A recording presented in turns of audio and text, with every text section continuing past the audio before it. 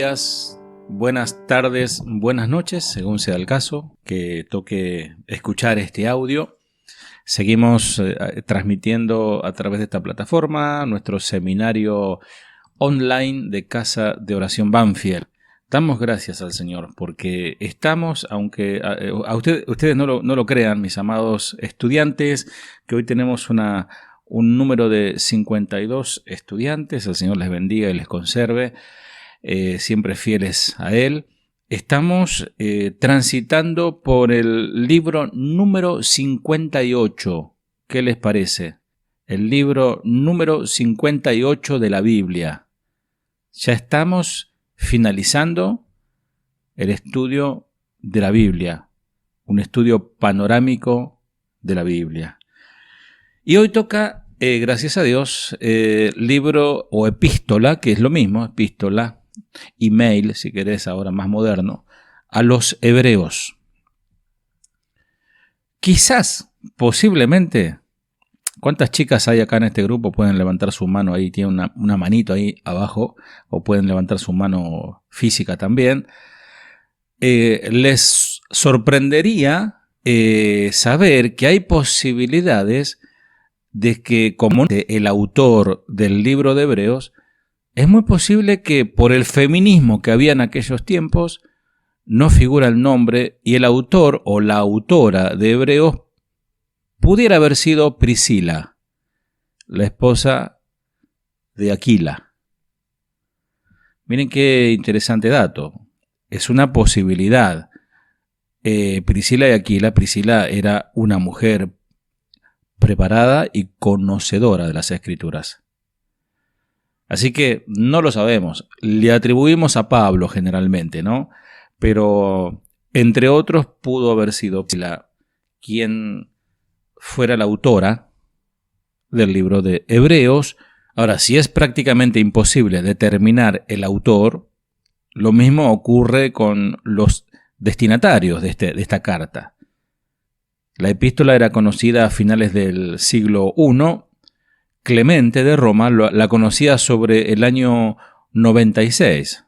Sin embargo, el escrito no se conocía con el título actual que hoy conocemos, la epístola a los hebreos, que comenzó a usarse ese nombre desde el último cuarto del siglo II,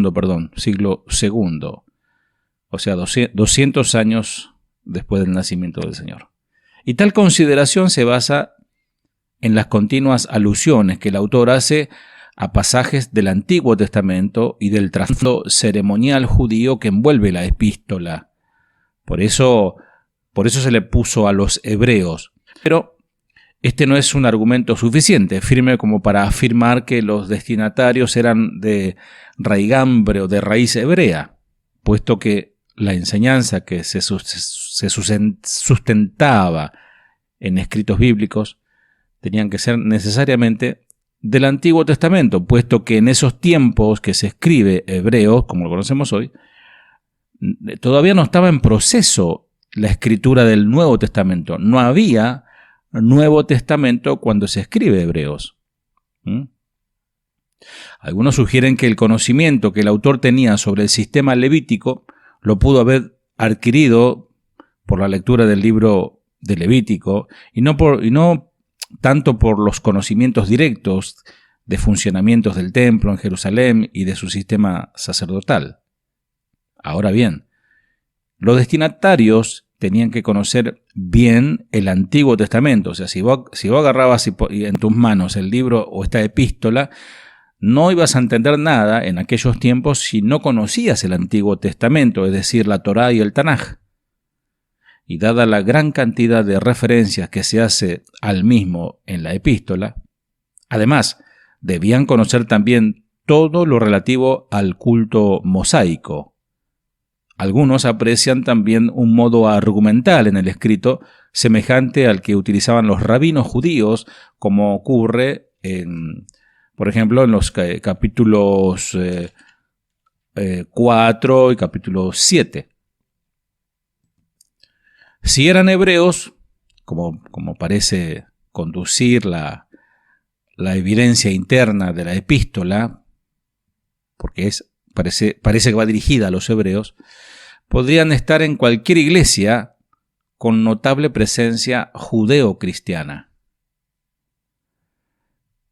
Pero esa iglesia tenía que ser alguna de las que recibieron el evangelio de alguno de los apóstoles que estuvieron con el Señor, pudiendo usarse esto también como un argumento más en contra de la autoría paulina.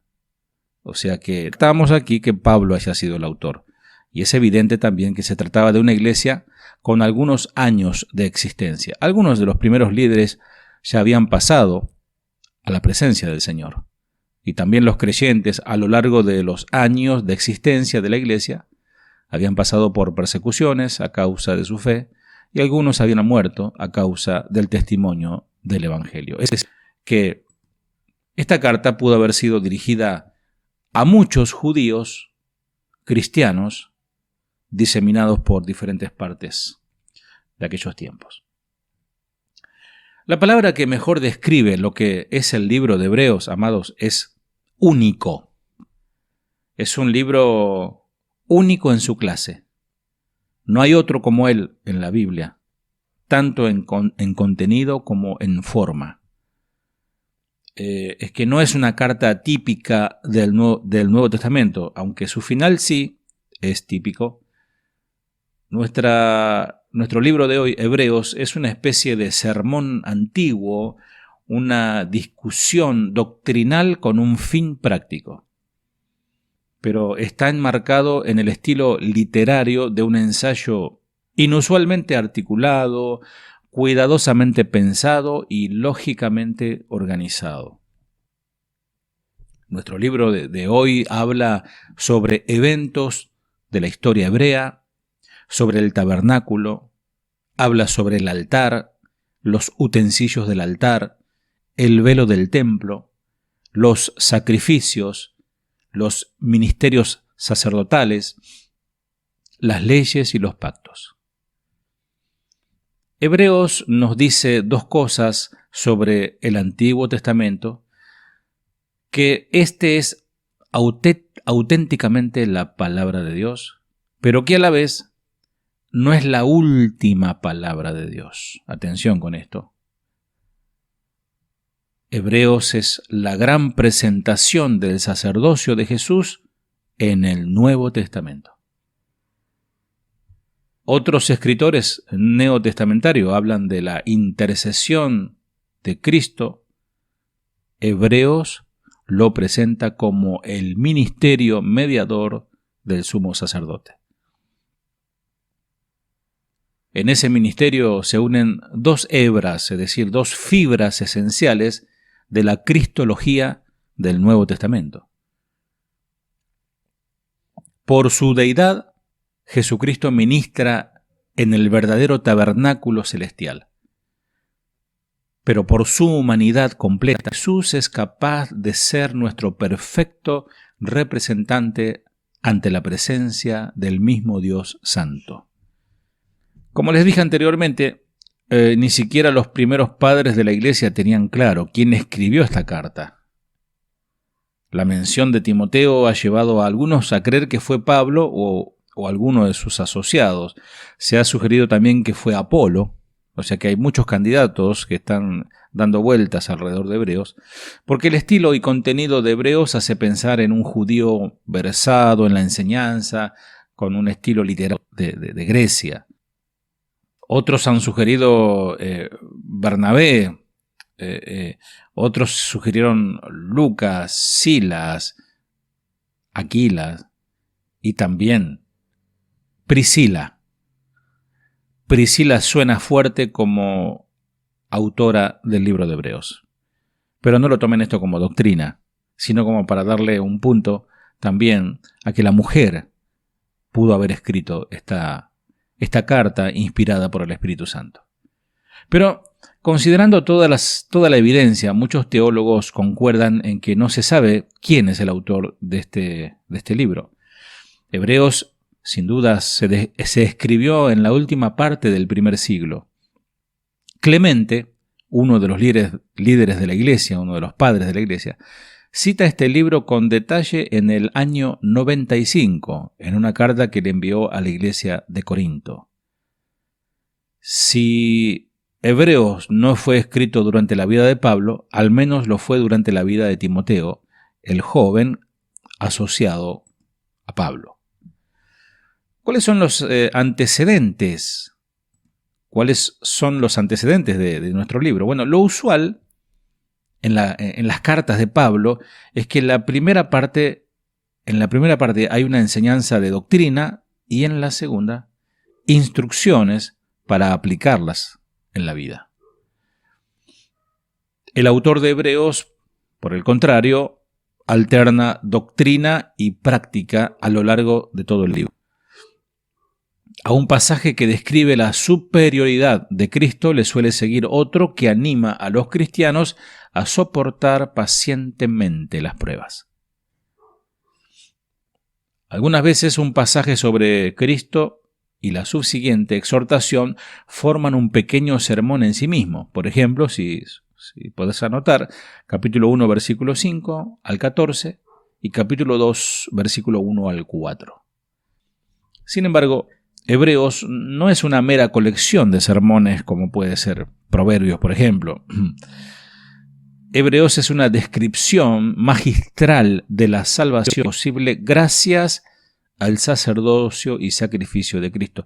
Por eso cuando decimos siempre esa frase que dice que podemos entrar confiadamente ante el trono de la gracia a través de nuestro sumo sacerdote. Bueno, esto es Hebreos, puro Hebreos, Y esta descripción que se intercala con exhortaciones a perseverar en los beneficios de esa salvación. El autor usa métodos judíos de interpretación que eran comunes en sinagogas de aquellos tiempos. Difiere de intérpretes judíos, sin embargo, porque ve a Cristo como el cumplimiento del Antiguo Testamento. Es decir, los judíos ortodoxos rechazan de plano esta carta, este libro. Para ellos es hereje, porque si bien toma todo el concepto judío, el concepto hebreo, toda la liturgia, pero pone a Jesús en el centro de todo el libro. Y Cristo es la palabra final de Dios, que le da sentido a la previa revelación de Dios. ¿Cuál es el propósito de nuestro libro? Bueno, el propósito primario de Hebreos es advertirles a los judíos que se han convertido que no regresen al judaísmo. Escuchen, amados, porque se van a topar con muchos hermanos que se van al judaísmo mesiánico. Si alguien de repente conoció al Señor ahí y permanece allí, perfecto. Pero si alguien deja una iglesia clásica cristiana para tomar costumbres y fiestas y liturgias judías, está volviendo a algo que nunca fue ni siquiera, porque no somos judíos. Pero si alguien es judío, tiene que ingresar a la iglesia, no a la sinagoga. Entonces, el propósito de este libro es advertirles a esos judíos que se convirtieron a Cristo que no vuelvan a esas costumbres. El escritor demuestra que la persona y obra de Cristo es superior al sistema de sacrificios del Antiguo Testamento con toda su parafernalia. Ustedes pueden leer Levíticos, todo lo que representaba, cómo tenían que hacerlo, la sangre, cómo debía ser volcada, el macho cabrío, etcétera, etcétera, etcétera. Un montón de ritualismo que el Señor vino a terminar con eso. Porque eso era sombra de lo que hizo Cristo. Después de hacer esto, combate el peligro de desertar. Reta a los lectores de este libro, a los hebreos, a madurar en el cristianismo. Consuela a los que están siendo perseguidos, advierte a todos sobre la severidad del castigo divino, alerta sobre los peligros de las falsas enseñanzas y le pide oración para sí mismo. El escritor de Hebreos desea no solo mostrar que el cristianismo es superior al judaísmo, sino también con ello fortalecer el valor y la fe de los cristianos. Amados, esto es muy interesante porque Algunos hermanos piensan que ser judío es ser superior a ser un cristiano evangélico. Entonces, tengan mucho cuidado con ese pensamiento. ¿Cuál es el contenido de nuestro libro de hoy? Bueno, el núcleo de Hebreos es una comparación entre Israel en el desierto y la iglesia. Entre el pacto del Sinaí y el nuevo pacto. La iglesia en la tierra está relacionada con Dios en el cielo, así como Israel estuvo una vez delante de él en Sinaí. Dios les habló a ellos y nos ha hablado también a nosotros. La respuesta divina a la incredulidad o escepticismo de los hombres es que Él habla. La obediencia de Israel en el desierto se cita como ejemplo que todos los cristianos debemos evitar. El pacto establecido en Sinaí ha sido reemplazado por uno mejor. Anotad esta palabra, mejor, porque esta palabra es clave en todo el libro. La palabra mejor es clave en todo el libro. Es decir, el judaísmo, la religión y todo su ritualismo, hay algo que es mejor, y es Cristo. Entonces eso deja en claro, Hebreos deja bien clarito eso. Yo no sé cómo algunos dejan lo mejor para ir detrás de costumbres judías. La palabra mejor es clave en todo el libro. Al inicio del capítulo 1 se dicen 7 cosas de Cristo que muestra que Él es la manifestación de la gloria de Dios y la reproducción exacta de su naturaleza. Primero, es el heredero de todo y por eso el fin de toda la historia. Es el alfa y la omega, el principio y el fin. Segundo, es el creador de todas las cosas y por eso el inicio de toda la historia. Tercero, es el sustentador de todas las cosas y por eso está en toda la historia. Venimos estudiando, amados, desde Génesis, con una introducción tanto del Antiguo y del Nuevo. Ahora vamos por el libro número 58 y en todos los libros que estamos estudiando está Jesús presente. Cuarto, es el brillo de la gloria de Dios. Cristo es el brillo de la gloria de Dios. Quinto, es la imagen de la persona de Dios, es decir, el mismo carácter de Dios. Sexto, es el purificador de los pecados. Y séptimo, es corregente, es decir, es cogobernante con el Padre. Es exactamente igual, no hay diferencia, no es un Dios menor en categoría. Cumple exactamente el mismo rol. El primer pacto no fue satisfactorio porque no proveyó el poder para obedecer, o sea, los sacrificios de los corderitos. Nadie podía acercarse directamente a Dios por causa del pecado. Pero el segundo pacto, que es mejor, nos trajo libre acceso a Dios. Y hoy no nos damos cuenta de eso. Hoy a veces hasta lo tomamos a la ligera. Hoy a veces lo tomamos muy liviano.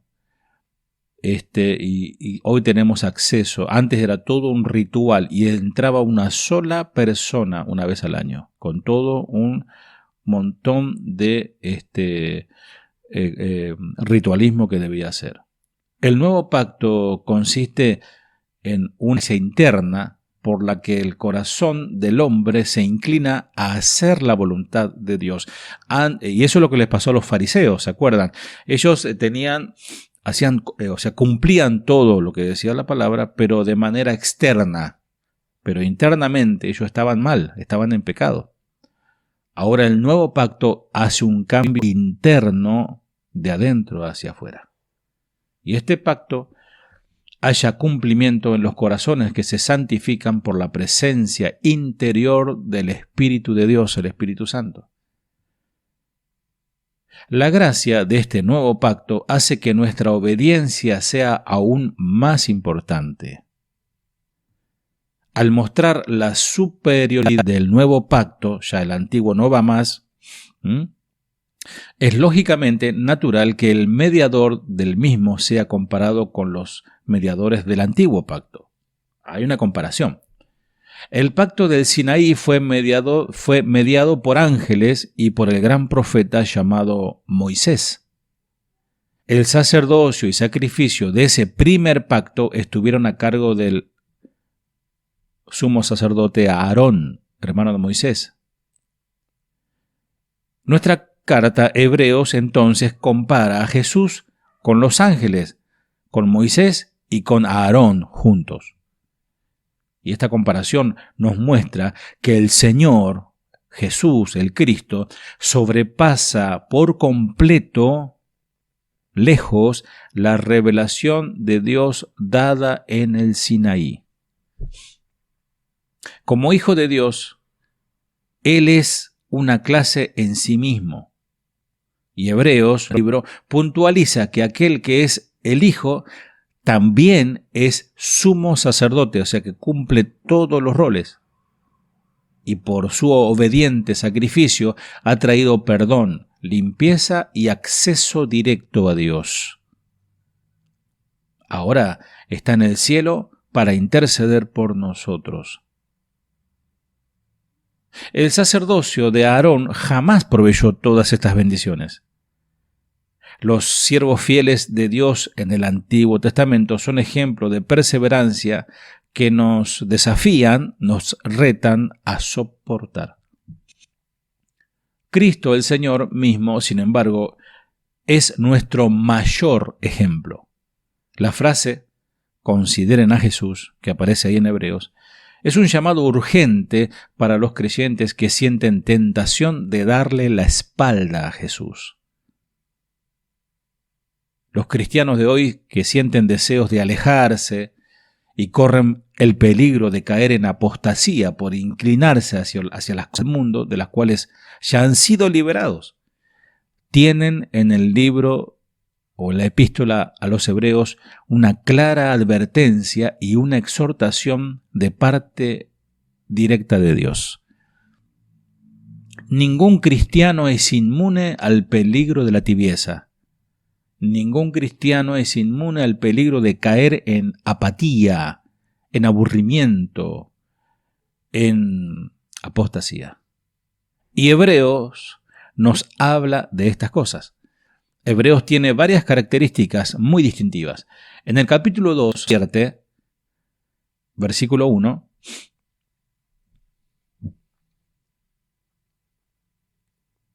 por tanto es necesario que con más diligencia atendamos a las cosas que hemos oído, no sea que nos deslicemos. Tremendo, ¿eh? Amados, deslizarse es uno de los peligros más grandes en la vida cristiana. En los capítulos 3 y capítulo 4 hay 4 tipos diferentes de descanso. Habla del descanso. Está el descanso de la creación, primero. Segundo, el descanso del Shabbat. Tercero, el descanso de Canaán. Y cuarto, el descanso del cristiano. En los capítulos 5 al 7 se habla de la humanidad de Cristo. El libro hace la presentación tradicional de la doctrina del sacerdocio de Cristo y muestra cuál es su actual ministerio sacerdotal de intercesión. El trabajo del Señor hoy es interceder como sumo sacerdote. Capítulo 7, versículo 24 al 25. El libro tiene también, Hebreos, un pasaje clave, podríamos decir, donde comenta el castigo divino. Hebreos 12, capítulo 12, versículo 3 al 12. Un creyente, un cristiano, no debe despreciar, no debe tomar a la ligera, no debe tomar livianito la advertencia del castigo de Dios. Tampoco debe evitarla, por decirlo de alguna manera, sino soportarla y beneficiarse espiritualmente del castigo de Dios. Estaba leyendo recién un cartelito de esos que publican muy interesante de Corrie ten Boom, que fue una evangelista, una anciana ya sobreviviente de los campos de concentración nazi. Y ella tiene muchas frases que escribió en varios libros.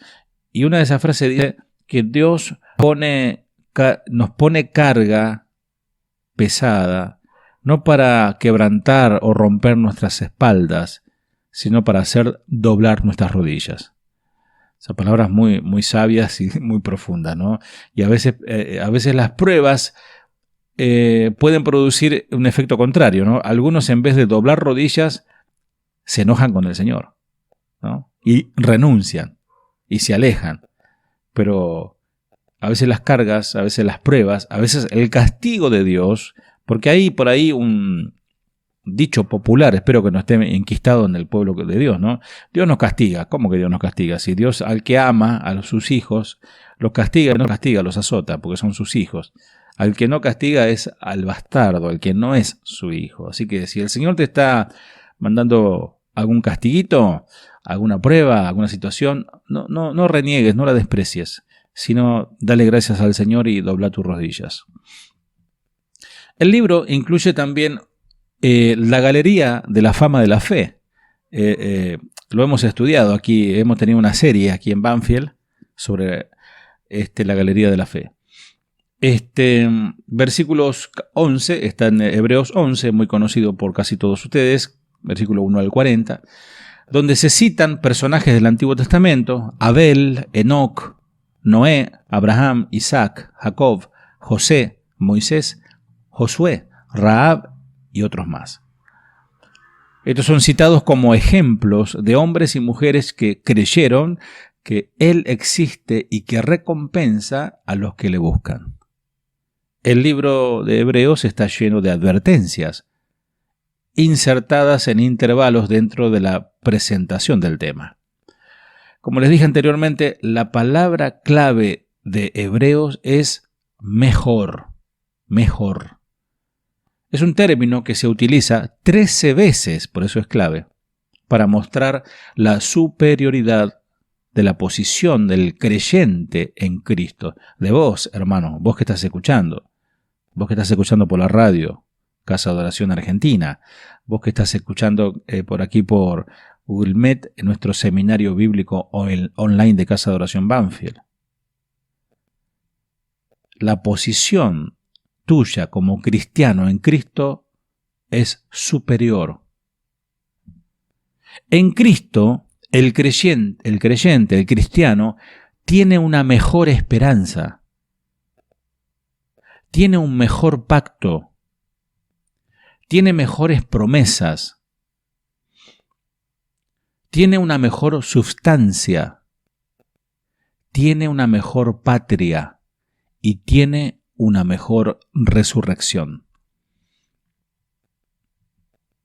El autor de Hebreos utiliza un tipo de mandato que no era el brusco imperativo normal, porque se incluye a sí mismo al hablar. Y casualmente hoy hablaba con un amigo de esto, que nosotros, los predicadores y los maestros, debemos incluirnos en la predicación, debemos incluirnos en la enseñanza, no tirar todo para los oyentes y yo quedo libre de esa palabra, ¿no? La palabra que uno predica, primero es para uno y también es para todos. Y en Hebreos hay una lista de 13 mandatos. Y también se incluye en primera persona. Primero, el primer mandato es temamos. Temamos. Capítulo 4, versículo 1. Segundo, procuremos entrar en aquel reposo. Capítulo 4 al 11. Tercero, retengamos nuestra profesión. Capítulo 4 al 14. Cuarto, acerquémonos confiadamente al trono de la gracia. Capítulo 4, versículo 16. Quinto, vamos adelante hacia la perfección. capítulo 6, versículo 1. Sexto, acerquémonos con corazón sincero, capítulo 10, versículo 22. 7. Mantengamos firme, sin fluctuar, la profesión de nuestra esperanza, capítulo 10, versículo 23. 8. Considerémonos unos a otros para estimularnos al amor y a las buenas obras, capítulo 10, versículo 24. 9. Despojémonos de todo peso y del pecado que nos asedia. 10. Corramos con paciencia la carrera que tenemos por delante. Capítulo 12, versículo 1. 11. Tengamos gratitud. Capítulo 12, versículo 28. 12. Salgamos a Él fuera del campamento. Capítulo 13, versículo 13. Y por último, 13. Ofrezcamos siempre a Dios sacrificio de alabanza. Capítulo 13, versículo 15. Amados, aquí ustedes van a ver claramente un principio de libre albedrío, de la acción humana. Esto por ahí no lo van a entender los que hablan de elección soberana y gracia irresistible y toda esta cuestión. ¿Por qué? Porque aquí nos está hablando claramente que tenemos que procurar, que tenemos que temer, que tenemos que retener, acercarnos, ir, mantenernos, etcétera, etcétera. Es un trabajo que no lo hace Dios, aunque Él es soberano, pero nos está diciendo a nosotros que tenemos que hacerlo. Y Hebreos es una excelente muestra de cómo se enseñaba en la iglesia primitiva. Expone un tema, la nueva revelación de Dios, usando como base pasajes del Antiguo Testamento. En su cristología, Hebreos le añade mucho a la doctrina de la expiación, y la cual coloca en una relación de pacto. Y este libro explica el significado del nuevo pacto con mucha claridad. Hebreos conecta la encarnación con la expiación y demuestra el significado y el progreso de la fe. Por medio de sus advertencias, Hebreos, de sus exhortaciones y su galería de ejemplos, el autor parece querer mostrar lo que es la fe, cómo funciona y qué resultados produce. La clave de Hebreos, lo repito otra vez, es la palabra mejor. Primero, el mejor mensajero, capítulo 1 y capítulo 2. Se afirma que Cristo es mejor que los ángeles. Los israelitas afirmaban que su pacto había sido entregado por ángeles en el monte Sinaí. Y retaban al cristianismo a buscar un paralelismo en su origen. Pero el escritor de Hebreos demuestra con detalle que Cristo, el mensajero, el ángel del nuevo pacto, es mejor que esos ángeles. O sea, los judíos no convertidos decían, a ver, mostrame algo mejor que la palabra de Dios traída por ángeles a Moisés. Mostrame algo mejor. Y el autor de Hebreos dice, Cristo. Cristo es mejor porque es el mismo Dios el que está trayendo el mensaje. Así que con eso se terminó la discusión. Además, en el capítulo 3, Cristo el Señor es mejor que Moisés. Y en el capítulo 4 es mejor que Josué. Aunque Moisés fue un siervo tremendo, fiel de la casa de Dios, Cristo es el hijo de esa casa. Cristo es el Señor de esa casa. Y esta casa es la familia de Dios en la tierra. Jamás, amados, debemos poner en el mismo nivel a Jesús y a los maestros o profetas humanos. Nunca cometamos ese error en nuestra oratoria o en nuestra predicación, de poner a Jesús al lado de otros hombres, aunque hayan sido grandes en esta tierra. No hay más grande que Jesús. Segundo, el mejor descanso, capítulo 3 y 4. Bueno, el tema del descanso se introduce en el capítulo 3, versículo 11, y el capítulo 3, versículo 18, pero es el tema dominante del capítulo 4. Se menciona 4 tipos de descansos, como les dije anteriormente. El primero es el descanso de la creación, que fue la base para el descanso del Shabbat, ordenado en la ley de Moisés. Es el día en que Dios descansó de su obra. Para los cristianos, el descanso pasó del séptimo día al primer día de la semana, porque pertenecemos a la nueva creación que Cristo inició con su resurrección, que es el primer día de la semana. Seguir adorando el día séptimo es ignorar el significado del Pesaj, pero estando en Cristo, ya no tenemos un día específico. Ya nadie puede decir, no, es domingo, si no es un sacrilegio. Porque al entrar en el reposo del Señor, todos los días es el tiempo para estar con el Señor. Todos los días. La segunda clase de descanso es el descanso del Shabbat, que es un día que debemos guardar y disfrutar en nuestra alma. Bueno, ahí es donde cumplimos el cuarto mandamiento, que es guardar el día del Señor. O sea, tomarnos un día para congregarnos como manda el Señor en toda la Escritura, en asamblea, para proclamar su nombre, para adorarle y para bendecir su nombre y para estimularnos al amor. Tercer tipo de descanso es el descanso de Canaán, que es la promesa para quien acepta que Cristo es el que lo santifica. Y el último descanso es el descanso del cristiano. Corremos el peligro de no entrar en el descanso prometido por Dios. Corremos el peligro de quedarnos a mitad de camino. Y luego se nos dice que la única forma de entrar en este descanso es por medio de la fe. Anclar nuestra fe sobre la roca. Y es confiar en lo que Cristo ha hecho por nosotros allí en el Monte Calvario, en lugar de luchar por ganar la salvación por nosotros mismos. Tercero, el mejor sacerdote. Jesús es el mejor. Capítulo 5 al 7. Es el Hijo de Dios. En él se combina su humanidad y su deidad. Ambas cosas que son esenciales para que pueda ser el sumo sacerdote adecuado para nosotros.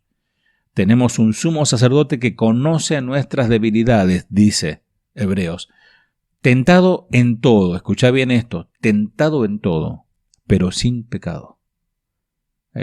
Nosotros muchas veces somos tentados en todo y con pecado encima.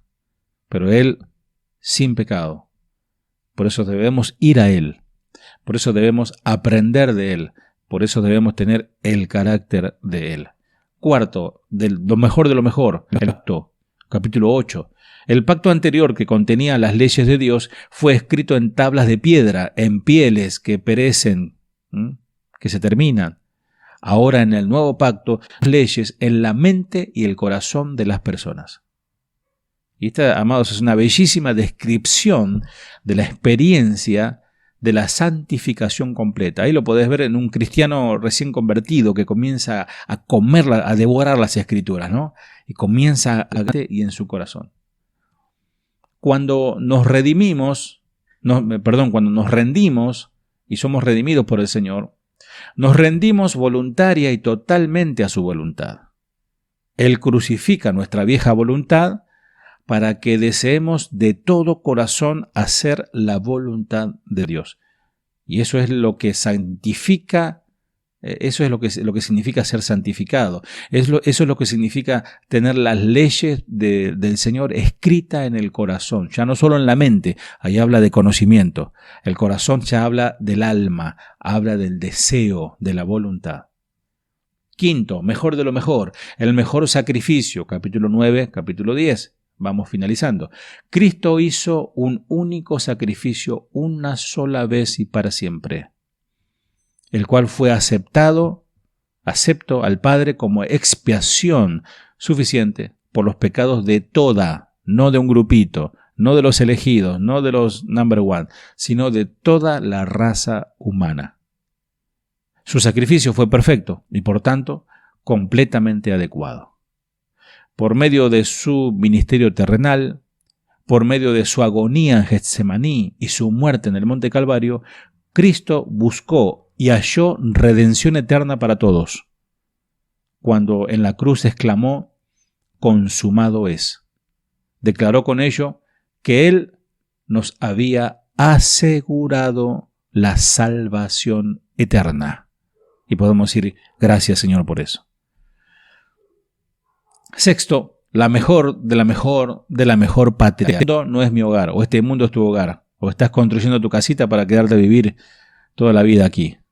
No, este mundo no es tu hogar. Capítulo 11 es el gran capítulo sobre la fe. La frase por la fe aparece 18 veces. Abraham es de quien más se habla. Es el gran ejemplo de la obediencia por la fe. En realidad, la fe y la obediencia son palabras que van unidas, no se pueden separar. Es un matrimonio. Fe y obediencia es un matrimonio. Una sin la otra no funciona. Una persona no puede tener una sin tener la otra. Si tenés fe, Santiago dice, bueno, mostrame tu obediencia.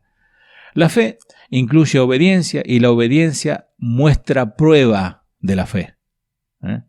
Dice, pero ante la mejor, esto es 11:16. Bueno, mejor de lo mejor, la mejor vida, capítulo 12 y capítulo 13.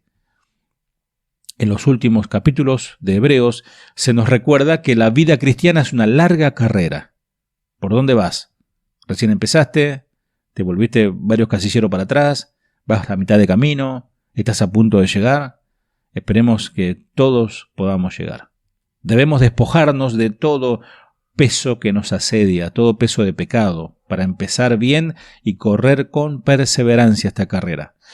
La mejor forma de protegernos contra el peligro de deslizarnos en nuestra experiencia cristiana, amados, es presionar hacia adelante, hacia la perfección. ¿A quién hay que mirar? ¿Al pastor? No. ¿Al diácono? No. ¿A los ministros? No. ¿Al hermanito espiritual? No. A Cristo. Vean a Él, Él es el ejemplo perfecto. Una mejor vida implica obedecer el mandato de seguir la paz con todos y la santidad sin la cual nadie verá al Señor. Capítulo 12, versículo 14. Este mandato va seguido de una triple advertencia. Mirad bien para que ninguno deje de alcanzar la gracia de Dios y para que no brote ninguna raíz de amargura. ¿Hay alguna amargado entre nosotros? Bueno, miren bien que no brote ninguna raíz de amargura que os perturbe, que os estorbe, que contamine a muchos, no solo a vos, a muchos, que no haya ningún fornicario o profano como Esaú, que por una sola comida vendió su primogenitura. Capítulo 12, versículo 15 al 16. Para cerrar el libro de Hebreos, el autor vuelve a recalcar la superioridad del nuevo pacto, pues tiene sus raíces en la sangre de Cristo. Exhorta al que lea este libro al amor mutuo, a la hospitalidad, a la simpatía y al uso saludable y moral del sexo dentro del matrimonio. Y también, para finalizar, nos exhorta a evitar la avaricia. ¿Hay algún avariento por aquí? A imitar a los líderes santos de la iglesia, a evitar las falsas enseñanzas, a aceptar las pruebas de persecución, se burlan, no te quieren. Es una persecución, digamos, liviana, suave. Hay algunas que son peores. Entonces, a soportar la prueba de la persecución, a dar gracias, a ser generosos, a obedecer a los líderes de la iglesia y a orar por ellos. Bueno, hasta aquí nuestro libro de Hebreos, gracias al Señor. Si el Señor nos dice otra cosa, la próxima semana estaremos viendo el libro que continúa. Que Dios te bendiga. Fiel es Dios, que no nos dejará ser tentados más de lo que podamos soportar. Fiel es Dios, que no nos dejará ser tentados más de lo que podamos soportar. Gracias, fue solo por tu gracia que me sustentó y me abrazó en mi dolor. Fue tu gracia en la tentación, Me diste la salida, vi un nuevo color.